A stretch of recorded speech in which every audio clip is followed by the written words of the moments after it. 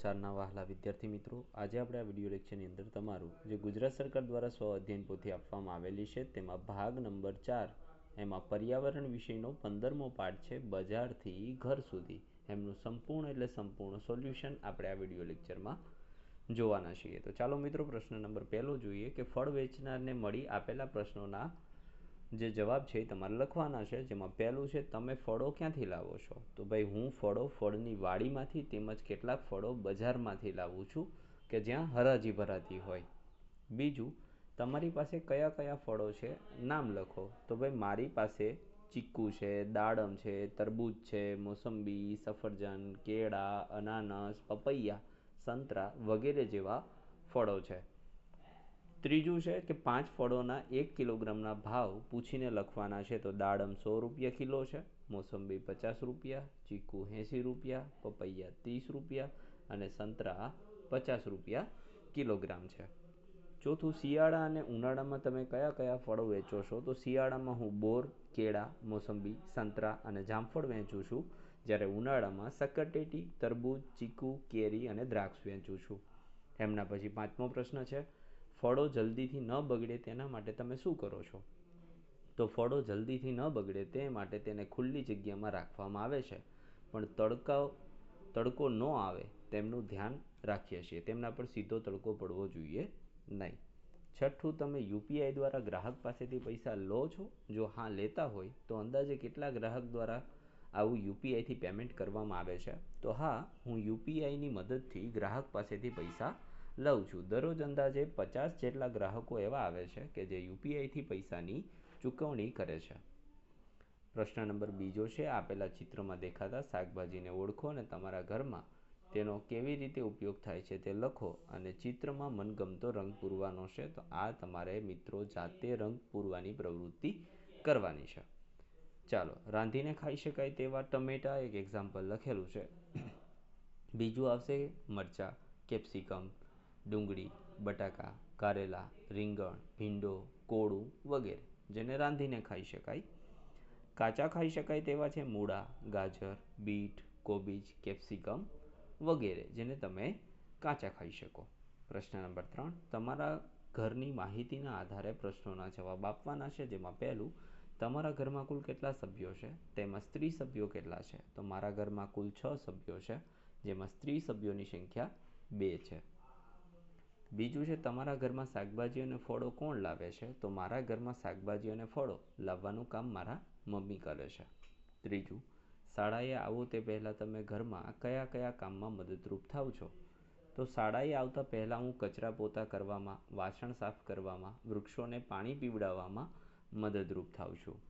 ચોથું, અઠવાડિયા દરમિયાન તમારા ઘરમાં આશરે કેટલા રૂપિયાનું શાકભાજી જોઈએ છે? તો અઠવાડિયા દરમિયાન આશરે લગભગ 300 રૂપિયા જેટલું શાકભાજી જોઈએ છે।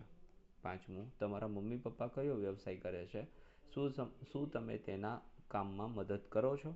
તો હા, મારા મમ્મી પપ્પા ખેતી કામ કરે છે, હું ઘણી વખત તેમની સાથે ખેતરે જાઉં છું। ખેતી કામમાં મારાથી થતા કામો જેવા કે નિંદામણ કરવું, પાકને પાણી પાવું વગેરે જેવા કામો હું કરું છું।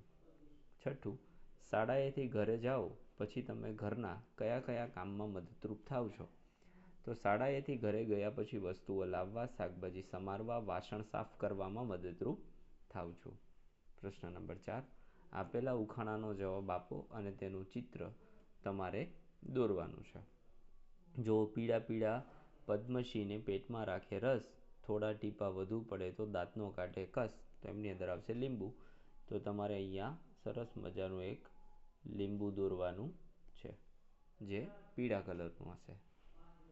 ત્યાર પછી લીલી લીલી માછલીના ઈંડા, લીલા પણ માછલી કરતાં ઈંડાનું મૂલ્ય વધારે, તો વટાણા। તો તમારે અહીંયા પહેલાં વટાણાની એક સરસ મજાની સીંગ દોરી દેવાની અને એની અંદર તમારે વટાણા પીરસી દેવાના, સરસ મજાની અહીંયા સીંગ દોરી દેવાની અને પછી એમાં વટાણા ગોઠવી દેવાના। એમના પછી રાતા રાતા રતનજી પેટમાં રાખે પાણા, વળી ગામે ગામ થાય એને ખાય રંક ને રાણા, તો એમની અંદર આવે ટમેટા। શું આવશે? ટમેટા। તો અહીંયા તમારે સરસ મજાનું એક ટામેટું દોરી દેવાનું છે લાલ રંગનું। ત્યાર પછી એક લાકડી સાંભળો કહાણી, તેમાં ભરેલું છે મીઠું પાણી. તેમની અંદર તમારે શેરડી દોરવાની છે, તો સરસ મજાની તમે આવી રીતે શેરડી દોરી શકો.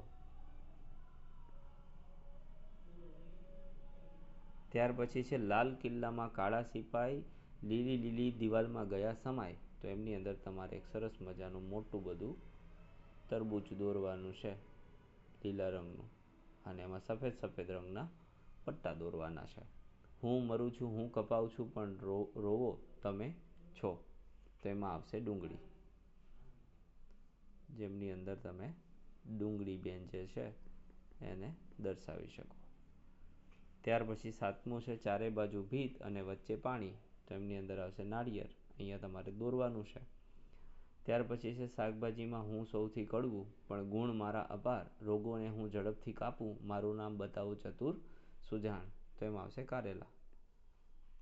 તો કારેલા કંઈક આવી રીતે કડવા કડવા હશે.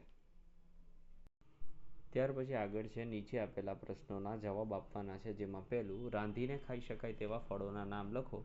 તો રાંધીને ખાઈ શકાય તેવા ફળોમાં કેળા, કેરી, પપૈયા, ગાજર વગેરેનો સમાવેશ થાય છે. જ્યારે બીજું પાંદડાવાળા શાકભાજીના નામ લખો. તો પાંદડાવાળા શાકભાજીમાં પાલક, મેથી, કોથમીર, સરગવો, તાંદળજો, કોબીજ, ડુંગળી વગેરેનો સમાવેશ થાય છે.